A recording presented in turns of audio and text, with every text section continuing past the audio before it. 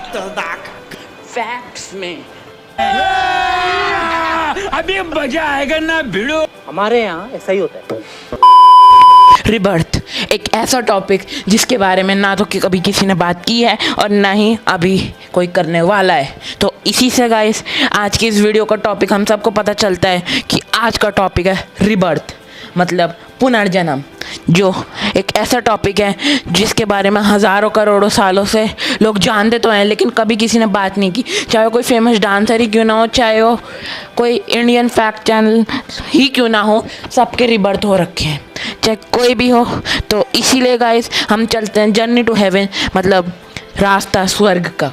तो सबसे पहले जो स्वर्ग है वो एक ऐसी जगह है जहाँ पे हम लोग अच्छी सोल्स को रहने देते हैं, मतलब गॉड्स अच्छी सोल्स को रहने देते हैं।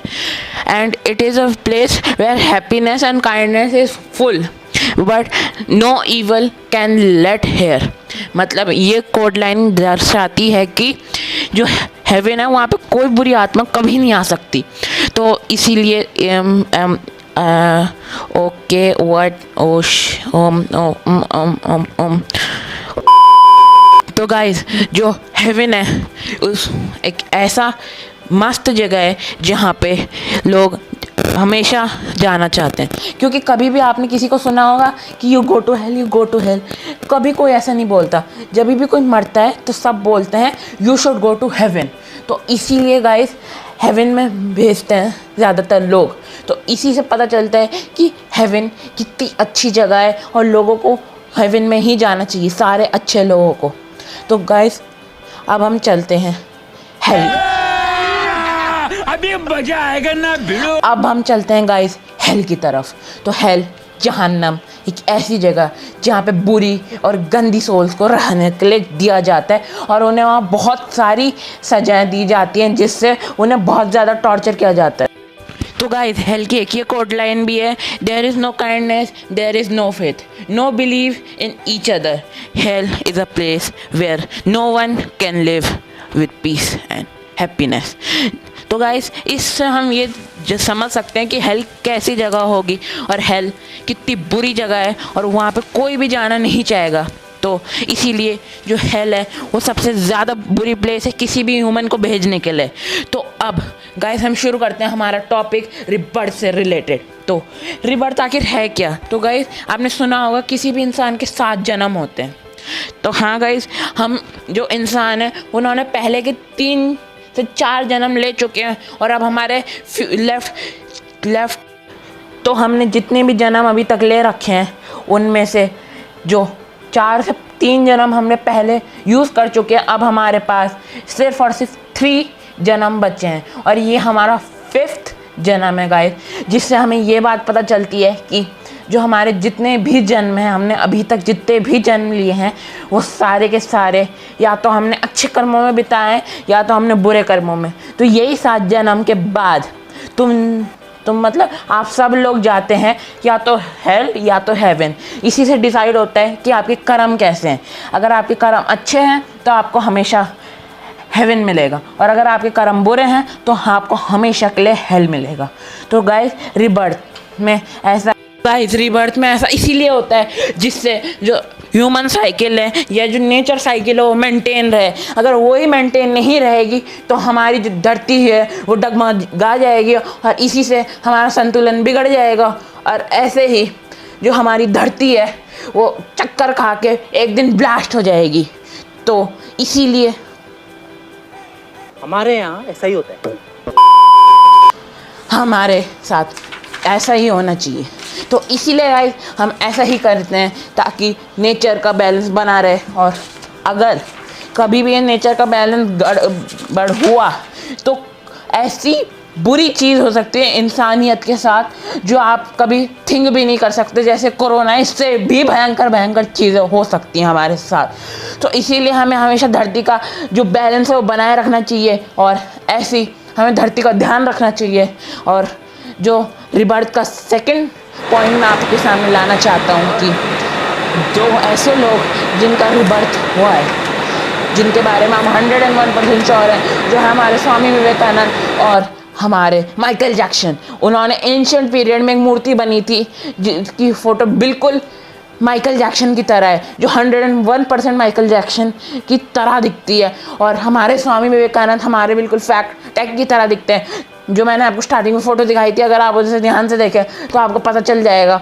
और अगर आपने उसे ध्यान से देखा तो आपको पता चलेगा कि हाँ, यही हमारे राजेश कुमार और हमारे स्वामी विवेकानंद। और गाइस, जो मैंने आपको शुरुआत में बात बताई थी कि जो मोनालिसा है, जो मैंने आपको फ़ोटो दिखाई थी मोनालिसा की, तो गाइस उसे जब हम मिरर करते हैं तो हम क्या पाते हैं? एक एलियन की फ़ोटो। उस एलियन की फ़ोटो से हम ये जान सकते हैं कि जब भी मोनालिसा का रीबर्थ होगा, इस दुनिया पे एलियन या डेविल जैसी कोई चीज़ आएगी और इस धरती को पूरा ख़त्म कर देगी।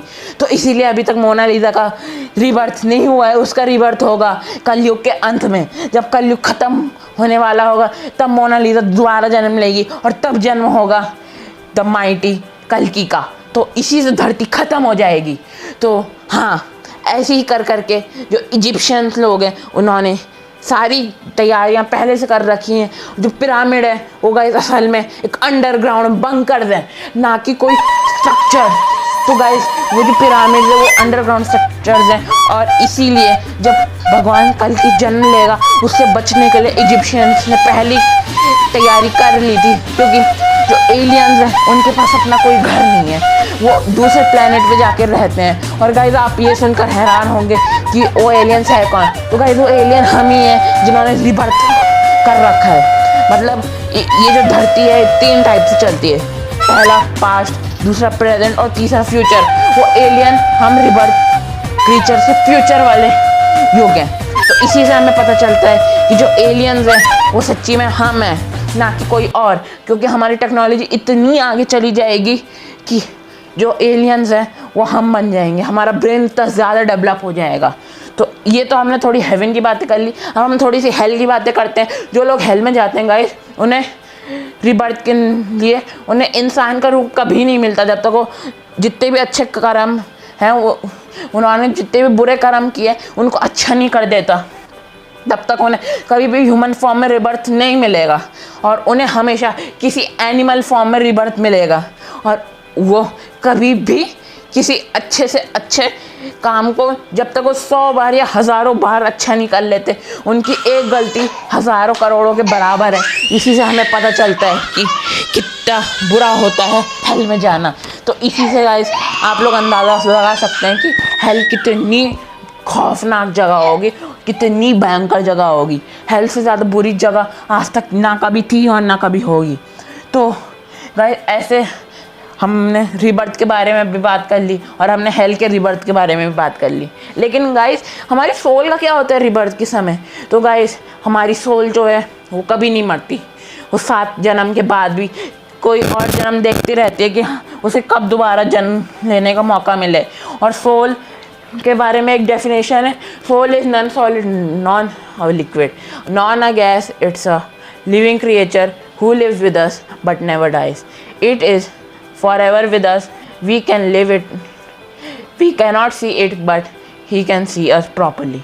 So guys ये जो टैग लाइन है ये अच्छे से सोल को बताती है कि जो सोल है वो हमारे साथ ही रहती है और हमेशा एक ज़रिया ढूंढती है कि कैसे भी करके जो सोल है वो किसी के अंदर जाके दोबारा से रीबर्थ ले सकें। तो इसी से गाइस हमें पता चलता है कि हमारी सोल का आखिर में होता क्या है। आप लोग वंडर कर रहे होंगे कि हमारी सोल का क्या होता होगा। तो इसी से हमें ये भी पता चल जाता है कि हमारी सोल जो है वो हर बार कोई नई बॉडी देखती है जिससे उसे ज़्यादा जन्म मिल सके। और जो भी सोल अच्छा करती है उसके गाइस पॉजिटिव एनर्जी होती है और जितनी भी सोल्स गलत काम करती है उनकी हमेशा नेगेटिव एनर्जी होती है। अगर आपने रोबोट 2 मूवी देखी होगी तो उसमें जो ऑरा दिखाया था उसी से हम पता लगा सकते हैं क्या होता है। और गाइस वीडियो को लाइक कर देना, चैनल को सब्सक्राइब कर देना और इस वीडियो को जितना ज़्यादा हो सके शेयर कर देना, क्योंकि इस वीडियो को बनाने में मुझे बहुत मेहनत लगी। Good bye. 5 घंटे से भी ज़्यादा का टाइम लगा। And bye bye. खत्म। Bye bye, tata, goodbye, गया नहीं।